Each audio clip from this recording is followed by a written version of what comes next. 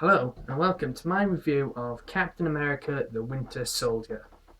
Now, Captain America Winter Soldier is a continuation of the Avengers and Captain America the First Avenger. I will briefly do the plots of both those films in case you're unfamiliar with what happens. So, Captain America the First Avenger, Steve Rogers is he's a skinny, dweebish kind of character. He's not very big, he's not very strong. He wants to join the army. I think it's like 1944 he's in. Uh, and like I said, he's not a particularly strong guy. He's rejected from going to the army because he's not tall enough, not strong enough, he's got asthma. He's basically like, imagine if Chucky Finster from the Rugrats grew up and was, by the time he was like 25, it was the Second World War. He's basically like that.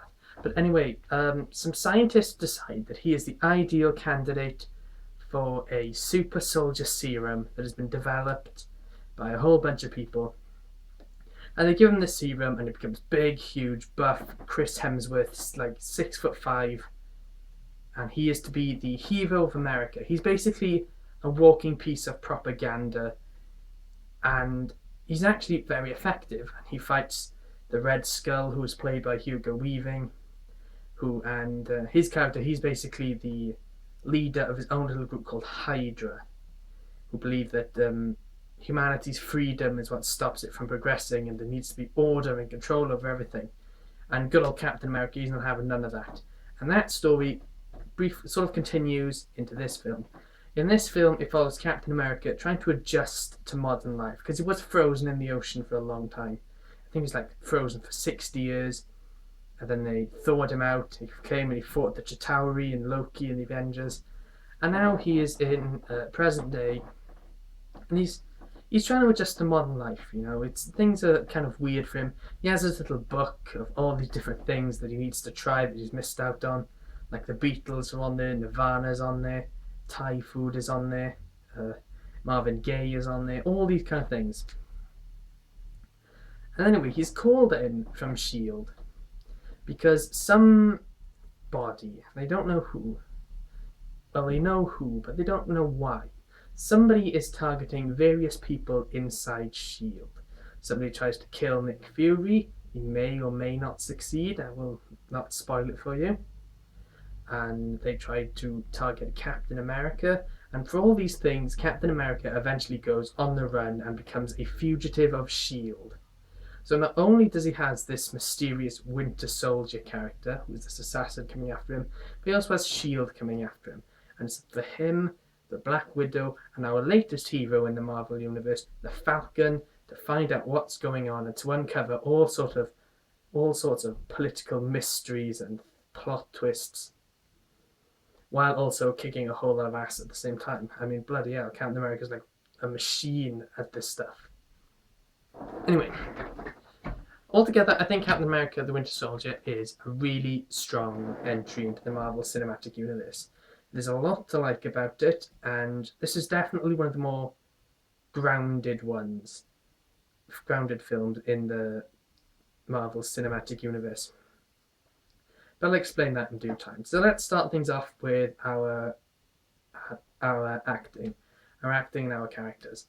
As you can expect, all the cast does a great job. You've got a really good cast this time. You've got all the people we knew were going into it, like Chris Evans as Captain America, Scarlett Johansson's the Black Widow, Samuel L. Jackson's Nick Fury, Kobe Smulders as Agent Hill.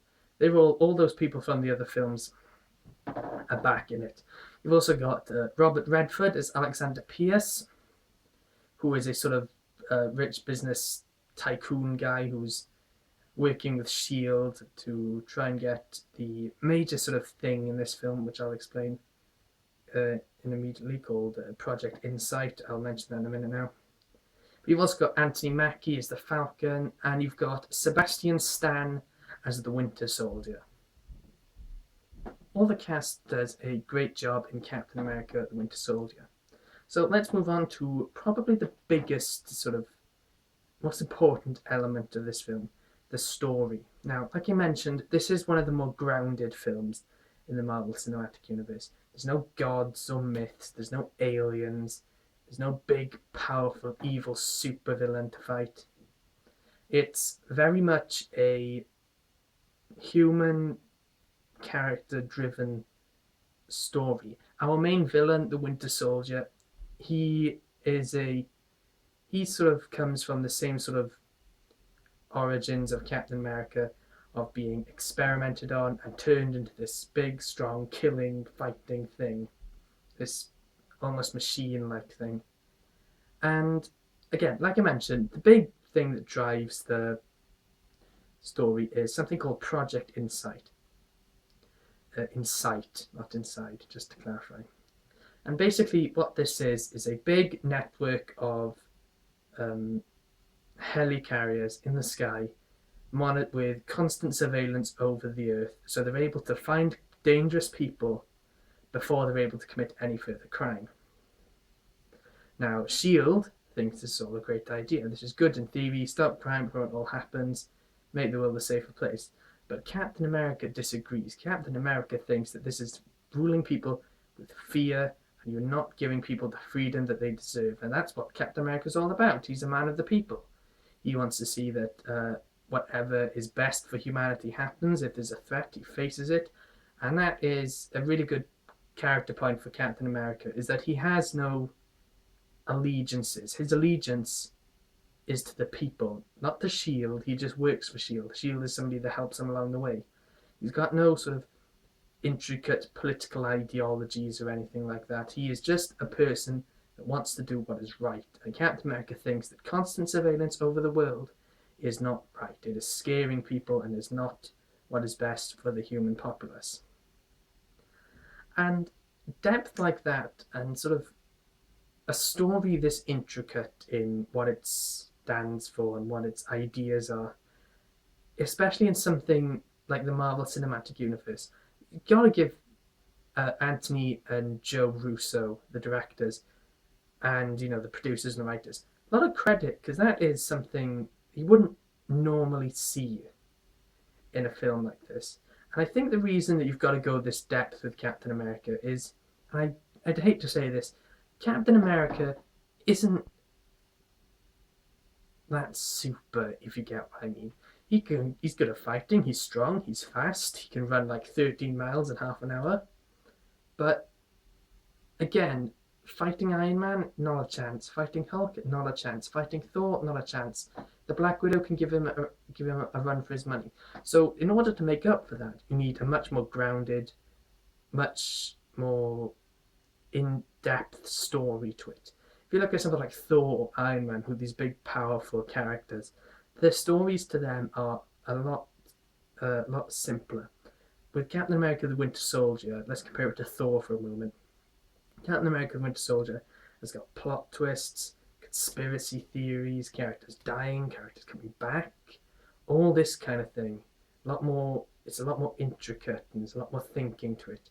And thus that sort of elevates the character of Captain America, proving he's a much more capable person. You look at something like Thor, who was this big, powerful Asgardian. He's super tough, he can fly with his hammer, he's super strong. His hammer can smash the hell out of anything.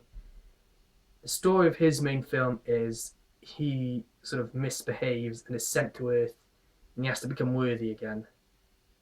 A lot simpler for a much stronger character. And I personally prefer the Captain America route. I will take a good story over a good character most cases. And with Captain America: The Winter Soldier, we have the advantage of a good character and a good story. So it's the best of both worlds. I'll make a comment on the writing, saying that the writing is really good. You've got a few funny moments, a few serious moments. And what I will say is, and this might annoy some people, because of its grounded story, there are a few moments in this film where even me, who enjoys these kind of films, even I was like, okay, you're pushing the boundaries of what I'm willing to believe here. There is only so much, even in this universe, I'm willing to believe. Some of the things you think to yourself, okay, I'll buy this because let's face it, if you can make Captain America, you can make the Winter Soldier. But there are some moments where I just sort of scratch my head and think, would you really be able to do that? But anyway, that's beside the point. That's a little thing that might annoy some people. I personally was able to buy it given the universe it's set up, and yeah, that's the only major gripe with the story I have really. And generally, the only weaknesses I have are ones that are, I think, are sort of put under the radar compared to all the positives I have for the film. Uh, so, what else is good? The action in the film is really good. Plenty of Captain America fighting all the bad guys. Black Widow fights some bad guys. You got some cool, sort of not main villain, but sort of villainous characters that come into play a few times, and there's some interesting fights between them.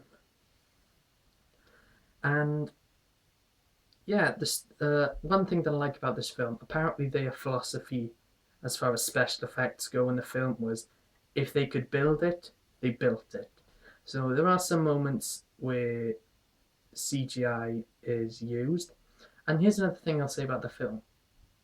Even though they've built a lot of the sets that I know of, and sometimes you're able to see that, right, this would be set, this would be set, there are some moments with the green screen in this film is really obvious. Like, you can look at it and it doesn't look really good at all. There are some moments where I looked at a background on some characters, I thought to myself, that just looks flat. You may as well have painted that background. They did paint it for all I know, but there were times where the backgrounds looked a bit flat, they didn't look very interesting, and it was just sort of like crates and machines, and that's the kind of thing you'd expect with S.H.I.E.L.D., but that doesn't make it, interesting. So there were some things like that. And that's kind of like one of the smaller issues I have with the film. One of the other issues I have with the film, and this might just be because it's our first introduction to him, but I found the Winter Soldier to be a very boring, uninteresting villain.